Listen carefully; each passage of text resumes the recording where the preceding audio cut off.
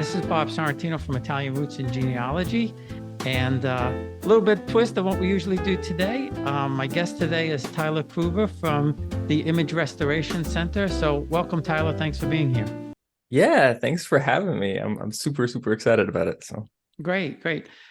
So I know what the Image Restoration Center is, but you could explain to the listeners and the viewers what it is and how you got started in the business. yeah, so Image Restoration Center. So it's a business, we do photo restorations and we do printings. We do various different types of services with the photos, like colorizations and rips and tears, and as far as like repairs and different things like that. Really kind of the full gamut of different services. So depending on, kind of how damaged the photo is, it kind of depends on what kind of package you need and stuff like that. But we generally have a very wide range of services that we can actually offer for repairing different photos and doing what we need to really kind of rescue the photo from the clutches of time. So Yeah, and you also do similar to what MyHeritage does. Also, you put some of the motion stuff in there too, if somebody wants yeah. that. Yeah. I always found that was really interesting. Some people like it, some people don't. I feel like everybody has a strong feeling about it, but those that do like it, they think it's really cool. And they'll, especially if it's like a loved one or something like that that's passed away or something like that, they'll keep it. And this would kind of be like you're looking at a little photo, but there's a little bit of life to it, and I don't know, it's something a little bit special. Like I said, some people like it, some people don't, but it's there. So, Yeah, I did it with my grandmother, MyHeritage, and they actually let you put a little story to it. oh, that's Uh, cool. and you can they build the story for you if Oh, you want. really? Yeah, from whatever you have in your tree, but then you could Mhm. go in and edit it. And it's It's a little weird at first, I have to say, because Yeah. I had my grandmother when she was like 17 years old talking and giving, about my family, and my grandson now is doing this kind of stuff. I'll send you it so you can view it. But Yeah, uh it is pretty neat once you get used to it. And like you said, it adds a whole extra dimension to everything it when you does. see that. I mean, that's just, I guess it's some sort of AI process that does that, yeah. Yeah, so sort of. I mean, there's definitely manual parts of it as well. But I would say like the industry in general, like technology has definitely helped aid and kind of the efficiency of the process in general. But it's definitely still an art. So, technology definitely helps with those things. It adds new fun and interesting things that we can do, but there's definitely always an art and history behind it. That part's never gonna go away. So And I think that's the difference, because I've used various things that try and make a photo look better, uh, but it's not easy. mm-mm. If even if you get a really good program, it's still a lot of hard work to it. And I think, in your case, I think that's where the art comes in, because you're not simply just running this through some sort of Mm-mm. application. That actually you have a person back there actually fixing it. Yeah. Yeah, absolutely. I try out all like the AI tools because I think that stuff's really fun and interesting. So I'm always like trying them out, just for my own, hey, this is cool. I'll mess around with this. And they're definitely helpful. Like they do a lot of really neat things. But I think one of the things that we're learning with AI in general is that it helps speed up the capability of a human, but I mean, sometimes it replaces human, but in general, like you still need, especially for things like this, you still need a conductor to kind of pull all these things together. Because a lot of times, whenever I'm trying out some of those different tools, I'll look at it and be like, this does great work, but it gets you like 90% of the way there. And that last 10% makes a really big difference. Like it's the difference between like, well, I tried, and that's really, really great. It definitely helps, somebody that's really, really skilled in what they do, a really good artist that knows how to do these kind of things. It helps make their time a lot more efficient, and it makes it a lot more affordable, which I think is kind of the thing that everybody benefits from. It makes the process more affordable, and it allows all of us to be able to restore and and reclaim a lot more history and a lot more photos than we could before. Because, you asked before, why I got into this. My parents used to have this kind of business. It's not the same one. There was a gap of time there, but I grew up with my dad having like the big tablet, and he thought he was the coolest thing ever when he had like he could start doing his restorations by hand with a pencil, because he's a trained he's an artist by trade. So that was very familiar with him.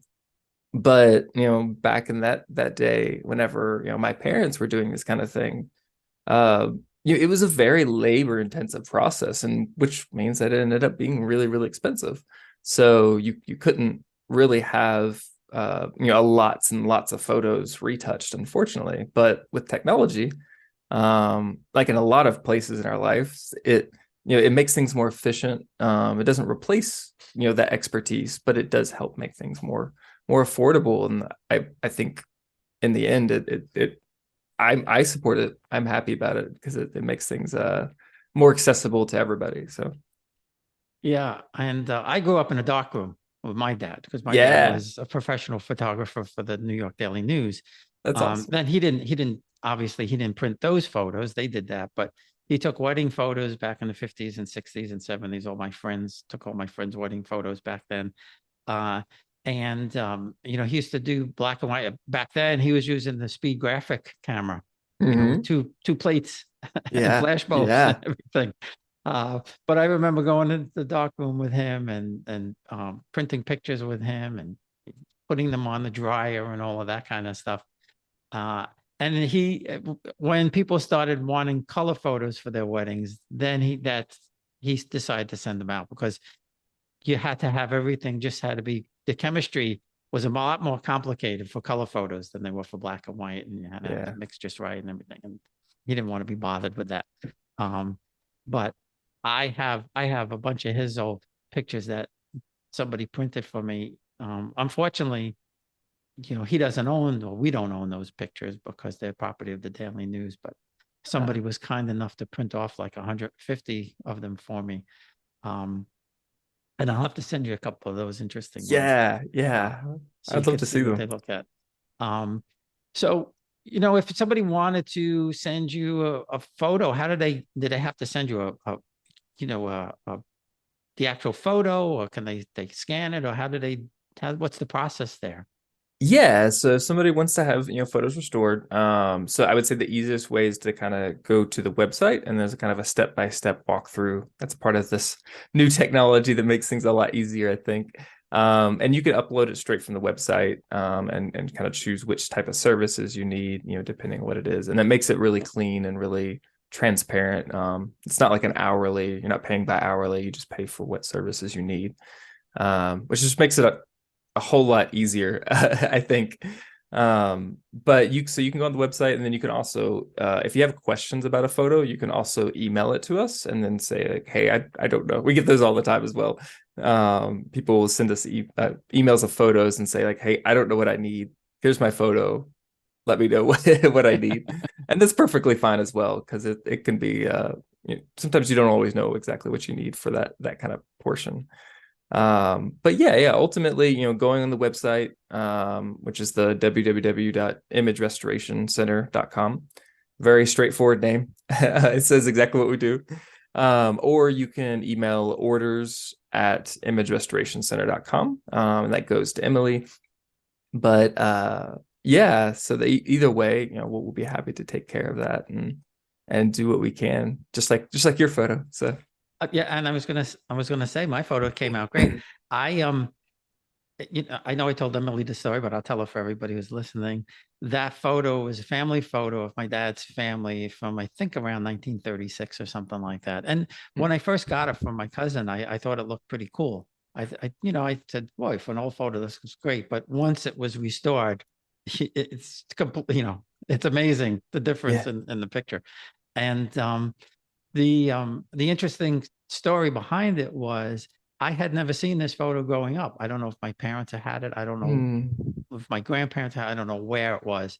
And I got it from my fourth cousin, who um, we grew up not that far away from each other, never knew each other, maybe met once or twice when we were little kids.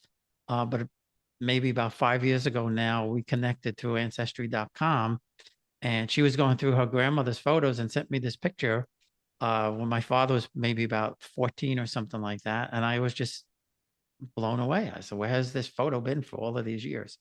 So it was very special now to have that restored. And I did put it out on the family Facebook page, and everybody was coming back. I didn't tell them yet I didn't do it. So I have to admit, I have to get out there and say, I didn't do it. You know, Tyler and his crew did it. But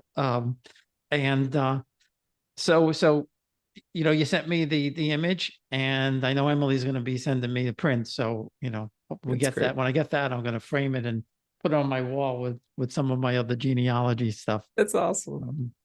I love it. So I want to ask you if there's any plans, or if you think about, you know, a lot of people like myself, I have movies from the 30s, 40s, and 50s. Mm-hmm. Is there any thought to maybe sometime go into that, or is it just too complicated to do movies? No, I would definitely like to. I have my list of like to do things and like future plans and that kind of stuff, and it's definitely been on there. So I've definitely researched kind of some of the logistics involved with that. And I actually used to do that on my own when I was, you know, many years ago. But it's definitely a different process than doing the image restoration. So I would say at the moment, no. So right at the moment, we're going to stick with photos. But I would really love to be able to do kind of the photos and be able to do videos and things like that as well. I think that would be a really cool addition, especially whenever you have, because there's some customers that come in and they do have like they basically say like, here's all my stuff, like what can you do? You know, here's the photos, here's the videos, and it's really cool whenever you can you know, take the videos and the photos and really like restore everything all in one place, one trusted place, and be able to reclaim all of that and have it for the future. Because I have old videos and stuff like that from, you know, my grandparents and great grandparents and stuff like that, and they fade just like photos. You know, they don't stick around forever, and I think videos are so much more rare than photos that, and it's just really a tragedy whenever those things are lost. I think so.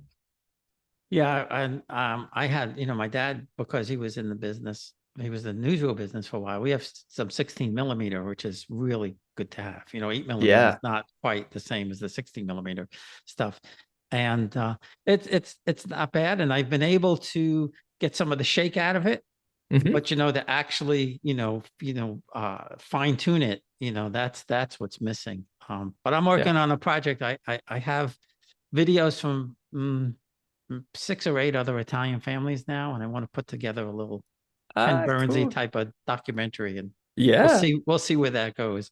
Uh, well, Tyler, once again, you know, before we, I have one other question to ask you. What about slides? What if I have a slide that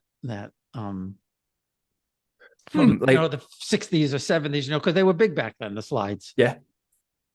You know, we don't do a whole lot of work with slides, to be quite honest, but in all honesty, I can't say that we've actually had somebody send us slides before. So we don't have a whole lot of experience with that. But if you wanted to send one in, we could see what we could do with it. How about that? I'm gonna send you one. Yeah, no, and I'm I'm serious. I'm gonna send you one of me. Yeah, And send it in. We'll see what we could do with it, and then maybe we expand into a whole nother there thing you here. go. There you go. I like it. Let's do it. Because like I said, they were, you know, slides were very big in the 50s and 60s and 70s. And I used Hmm. to torture my parents about, you know, getting out the slide machine, and, you know, and back Yeah. then it wasn't that carousel. It was like a long holder, I guess. And you would put it in there and you had to turn each one by, I'm dating myself. I'm going back to 1955. No worries. No worries.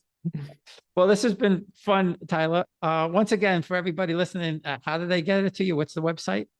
It is www.imagerestorationcenter.com, or you can email us at orders at imagerestorationcenter.com.